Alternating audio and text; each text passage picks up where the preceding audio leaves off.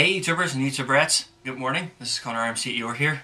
And yes, my hair's a bit of a mess. This is basically what happens when I wake up in the morning. And so, to be honest, this is going to be pretty weird.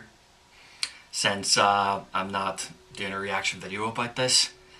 And there's no corner video, which feels really weird because ever since we couldn't watch CW shows anymore. And plus, I've been hearing stories from two different sides.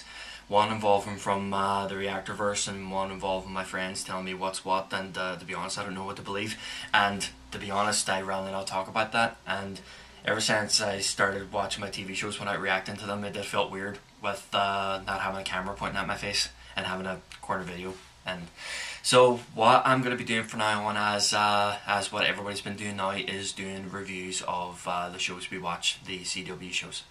And this is episode 14 of The Flash, season 4, and this episode is called Subject 9, and it involves a woman with sonic abilities that she uses around her music, and her name is Izzy, and boy was she gorgeous. I mean, she had a sexy voice, a talent, an amazing talent, a lovely body on her, and well, how can you not listen to a sexy voice like that? And she's into country western music, and according to Ralph, country western music, he doesn't like it.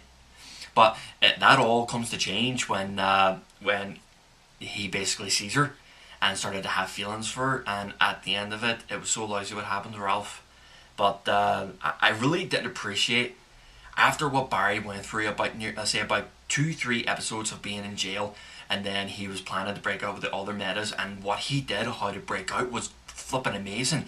A bottle of water, like 2 bottles of water, and a twirl, like a spring from his bed, and batteries, and it turned into some sort of melting acid, which was flipping amazing. It was genius. And he broke everybody out, and then just before everything was starting to go great, that son of a bitch Wolf came out from out of nowhere and told the inmates that the guy that you're helping is the Flash. But she, Becky, saw some redemption and finally said, before they were escaping, they were like, no, I'm staying here, I'm not hurting anybody else anymore. After what happened, you know, like planes nearly crashed, everything blew up, Cecile and Joe's house nearly fell apart, and she basically used her powers against all the menace that wanted to hurt Barry, and that was just pure bravery. And then DeVoe showed up, took all the meta's subconsciousness, their powers, into one body, and then DeVoe took Becky's body, and that's her gone.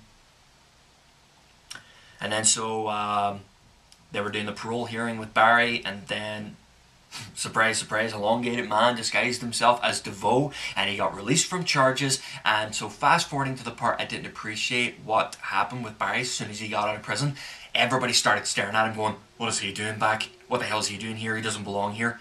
And then his boss had to say, you're going to have to take a leave of absence, indefinite, by the words of the mayor. The mayor that said, oh, I hate metas, oh, I hate this town, I hate this, blah, blah, blah. And if you don't like metas, why don't you go somewhere there aren't no metas? There's actually some who are naturally superpowered. What? Does Superman and Supergirl count? Ooh, I'm gonna have to have a really hard discussion about that. But anyway, in episode 14, about helping this girl called Izzy, aka the Fiddler, who also uses the violin, and she can use her sonic waves and hitting the strings of the violin. You do like a wee blast, and without hesitation, Becky DeVoe showed up and tried to hurt Izzy, and she used her power, and it hurt DeVoe. It hurt her. And things between DeVoe and his wife are starting to get really, really thin. He's starting to act like this totally obsessive, abusive jerk-off. Started treating his wife like such disrespect, and I'm like thinking, well, that's what you get for creating a helmet and getting involved in the particle accelerator explosion. That's all you. You created that stupid helmet, and you created that stupid chair. And I have to say about DeVoe, 4 years of planning. After the particle accelerator explosion that affected the helmet and affected the head of his helmet, and then creating that chair and nearly and going through the exact same problems as Stephen Hawking had. He nearly went completion of Stephen Hawking, but instead he's now transferring his subconscious in people's bodies and treating them like batteries, because unfortunately the first body he took over was Brainstorm, and that was starting to die off, and then took Becky's body, and unfortunately she was starting to die off. Basically the batteries wearing down, so you need a new body, so choose Izzy.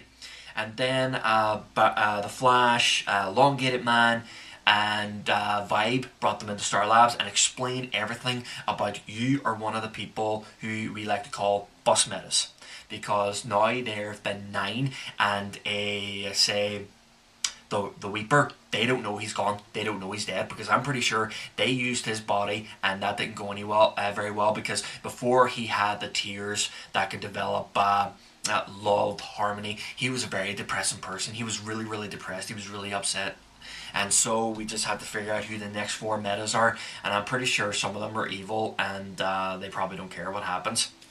But Cecile and Harry started to have interesting conversations, because everybody's been wondering where Harry is since he made his stop at Earth 2 to say hello to his daughter, because unfortunately their terms are not agreeing very well, which of course when he said, oh, he didn't like my ideas, and so Jesse kicked me out of Team Flash, Earth 2's Team Flash. And so basically Cecile is having a hard time sleeping because with their new abilities of reading people's minds, and Joe's sleep, he just wouldn't shut up. And she had a hard time sleeping, she was yawning during talking, and she wanted to get like a strong batch of coffee to wake her up, and apparently to the doctors, 1 cup wouldn't hurt the baby, and if I was in her shoes and I was having a hard time sleeping, and I heard that involving coffee, it might hurt the baby, I would have stayed away. I would have figured out other ways, or just asked Team Flash to create a dampener so I won't read Joe's flipping head, so I can have a decent night's sleep, because pretty soon she's going to have very, very sore ankles, and she's going to be showing very much more, and she's going to have a hard time with her back, because in pregnancies you do have a hard time with your back and your feet. And then the overload hormones. I mean, when my girlfriend was pregnant with my son, she had a lot of hormones. She even said to me one day before we went to bed, "Why, for some reason I want to gouge out your eyes," and I'm like, "Oh, that's hormones." So I had to turn the other way and sleep. And then she had a weird hunger hormone where I woke up and she woke up and she found my hand in her mouth. She had a dream she was eating meat, and technically she was chewing on my hand. Pregnancy, weird cravings. Well, pregnancy does have very weird cravings. Well, anyway, scratch that. And then Harry wanted to help Cecile out by creating this dampener to help her sleep. But in the words of making a dampener, I'd say he got some technology advice from Mr. Selinsky to make a helmet that looks nearly exactly like his. And so she got really annoyed, and I thought she brought a bag of groceries, to help them to talk, but she showed the helmet and he's like, "Well, is it working?" "No, I can't sleep in this." And then her hormones started to go, and then typical Harry that he is, he started shouting and basically throwing things. I'm not throwing this, hell no. Not throwing that, because that's... I keep forgetting what the hell that's made of. Well, I know it's not glass, because glass is see-through. And so then they started having a heart-to-heart talk, and it looks like they're having a friendship connection, because apart from Cisco and Team Flash, he really doesn't have any friends like to really talk to, since he's been thrown out of Earth 2 Team Flash, and apparently he was really obsessive. And so that's when this little device came in handy, the cerebral inhibitor. Oh no, that's not what it is. Inhibitor, well, it's an inhibitor, and then that's when the flashback kicked in. The inhibitor that Salvatore mentioned in the season finale of The Flash episode, season 3, after HR died, and everybody's still not talking about him. They only mentioned him in one episode. They didn't mention him at all. Like, "Oh, I saved your wife's life. Am I not going to be mentioned every once in a while? And you cost the love of my life her future?" Ever thought about that? But anyway, the inhibitor that was mentioned by Savitar in the season finale of The Flash, it kicked in. Both Iris and Barry heard it, and it's like, oh my god, Savitar mentioned about a inhibitor that would stop DeVoe. And so they put that together, and just before that, they were training Izzy to use her abilities. And I think he was able, Elongated Man was able to handle her abilities, and she was pretty shocked that he can shape like that, and she was like literally impressed. And they were starting to have a really connection, Ralph and Izzy, there was a connection happening, and she was all like going, no, that's not good enough, we need to push you to this. And literally, that was basically a dick move. And you know those little things, those wee plates that you get, you hear pull, and then bang. So he basically used those to use her violin, to use as a weapon, well, basically a tool or protection or shield to help you protect yourself. And it went really good, and then as soon as they came to the last part, scratch on her arm, and basically everybody's saying, geez, dude, Barry, you're pushing her too hard. And then shortly after that, she started to get a little angry, and she got really pig-headed, and then she wanted to go after Becky DeVoe herself. And then Vibe vibed and found out where she was, and you saw in that scene where Izzy didn't want to hurt Ralph at all. She did feel really bad of doing a whistle sonic by pushing him out of the way. She did feel really, really bad about it. And they should have warned her about the ability she has. Because, after all, Becky's hazard powers made her have bad luck of breaking the strings of her violin. And luckily, Vibe, no, not Vibe, because after he tried to Vibe to look for her, somehow flipping Becky knew what he was doing and then did this thing on him and then make him swoosh across the room. So Caitlin had to take care of him and ended up with a splitting headache. And so it was Elongated Man and Flash in pursuit to save Izzy, and the Flash placed the inhibitor on DeVoe's head, and somehow with Kilgore powers he jammed it and it didn't work. We all know how well that lasted. In the episode before the season finale of The Flash Season 3, they used the Speed Force bazooka, and it backfired because they had the Philosopher's Stone, which of course Jay, Barry and Wally were complete idiots of throwing it into the Speed Force, because that's what Savitar was counting on. And if they weren't, and at the same time, if it weren't for that stupid idea, he wouldn't know. Barry wouldn't know what happened to Iris's name on the article on the day that Barry disappeared. And then, of course, that came to pass. And unfortunately, they couldn't save Izzy. She was trapped in a force field that Barry was stuck in before on the episode of the mid-season premiere of The Flash, before he was arrested. Ralph got really, really upset, and he tried to use every ounce of his strength to break the force field out, and Barry said, there's nothing you can do. And then just as soon as the subconscious transformation was going to happen, without hesitation, Ralph just said, Izzy, just look at me, don't look away, just look at me. And she did not look away. And Ralph, you can see the tears coming out of his eyes, and I never felt sorry for Ralph like that in my life. He fell in love, he actually fell in love with this woman and gotten taken away from him. And that was so lousy on Ralph, that was so lousy. And then we find him in his office, listening to her demo music, and he may not like Western music, but he certainly loved her music. And with the kindness of his heart, he made a business card for Barry, a private investigator, because something tells me he's not going to be going back into CSI anytime soon, which was a dick move on everybody's part. Not like, oh, Barry, welcome back, we're sorry for pointing fingers at you and getting you all arrested and testifying against you. But no, they were giving him dirty looks. And Cecile and Harry are starting to connect a lot more, like a good friendship thing, and taking Cecile's advice by going to invite Jesse to come to Earth once so they can have a heart-to-heart talk. Because, to be honest, they really need to talk, and he needs to show more emotion instead of being a flippin' Star Trek's Data, Big Bang Theory Sheldon, and Dr. Spock. Completely the man with no emotion, and his only emotion he's showing is frustration and anger and pointing it out at everybody else. And then, so, there's only 4 more metas to get. Well, 4 more metas they have to look for, and we don't know what's going to happen to Ralph. We don't know if he's going to be finished off for this show, for this season. We don't know if he's going to get killed off or anything, or become an evil Elongated Man. And to be honest, if I wanted to survive, if I was in DeVoe's shoes, instead of going inside people's bodies and taking their subconsciousness and their powers, you know what I should have done? You know, of course, if I have all these powers all the way from Brainstorm and Izzy, I would have kept all those powers and transferred to something that wouldn't die out, and obviously you can charge and you won't have to worry about dying out. Transfer your subconscious, your mind, all your powers into Samuroid. That makes perfect sense. But I think in this story put together, I know what's really going on. What's happening with all the bus metas, including Barry. DeVoe is going to steal all the 12 bus metas powers. If he gets the chance to get Elongated Man, he's going to try and merge his mind into Barry Allen's. Because with his Speed Force, he can heal himself for anything. Because I mean, he can recover from a huge banging eardrum from that big Sonic that he had.